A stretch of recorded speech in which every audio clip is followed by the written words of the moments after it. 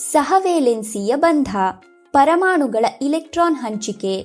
Covalent bond when atoms share electrons. ಇದು ಹೈಡ್ರೋಜನ್ನ ಒಂದು ಪರಮಾಣು. ಇದರ ಹೊರಗಿನ ಕಕ್ಷೆಯಲ್ಲಿ ಕೇವಲ ಒಂದು ಇಲೆಕ್ಟ್ರಾನ್ ಇರುತ್ತದೆ. ಸ್ಥಿರವಾಗಿರಲು ಇದಕ್ಕೆ ಒಟ್ಟು 2 ಎಲೆಕ್ಟ್ರಾನ್ಗಳು ಬೇಕಾಗುತ್ತವೆ.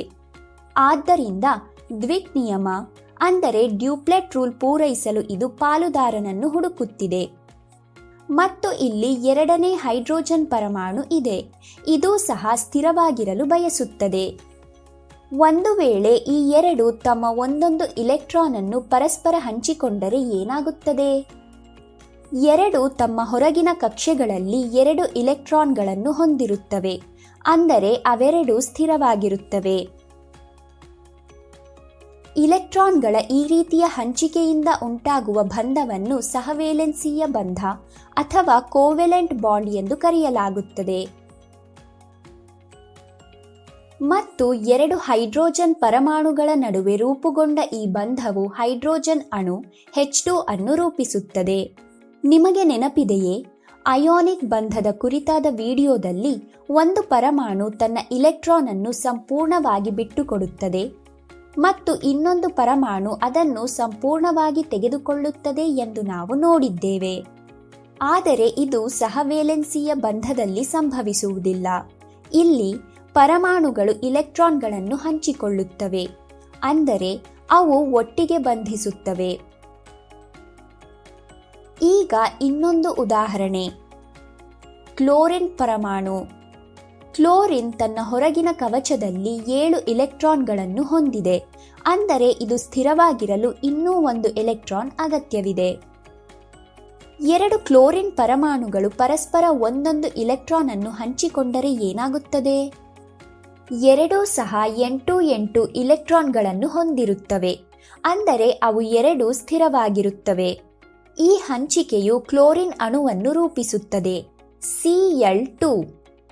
2 ಸಹ ಒಂದೊಂದು ಇಲೆಕ್ಟ್ರಾನ್ ಅನ್ನು, ಅಂದರೆ ಒಂದು ಜೋಡಿ ಇಲೆಕ್ಟ್ರಾನ್ ಅನ್ನು ಹಂಚಿಕೊಳ್ಳುವುದರಿಂದ ಇದನ್ನು ಸಹವೇಲೆನ್ಸಿಯ ಏಕಬಂಧ ಸಿಂಗಲ್ ಕೋವೆಲೆಂಟ್ ಬಾಂಡ್ ಎಂದು ಕರೆಯಲಾಗುತ್ತದೆ.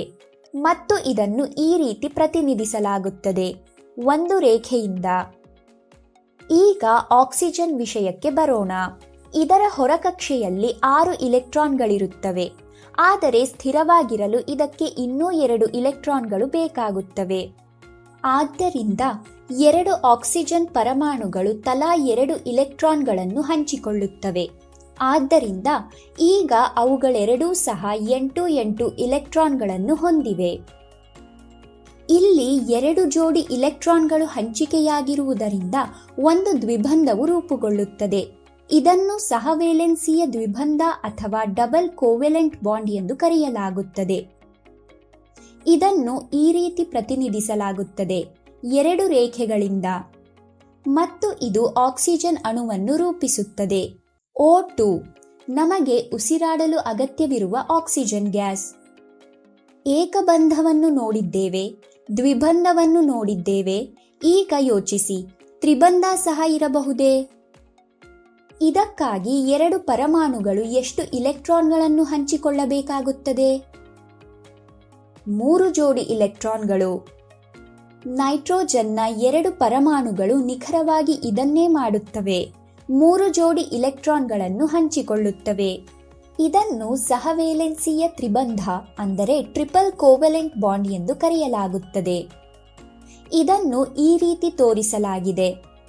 ಮತ್ತು ಇದು ನಮ್ಮ ವಾಯುಮಂಡಲದಲ್ಲಿ ಹೆಚ್ಚು ಹೇರಳವಾಗಿರುವ ನೈಟ್ರೋಜನ್ ಗ್ಯಾಸ್ N2 ಅಣುವನ್ನು ರೂಪಿಸುತ್ತದೆ.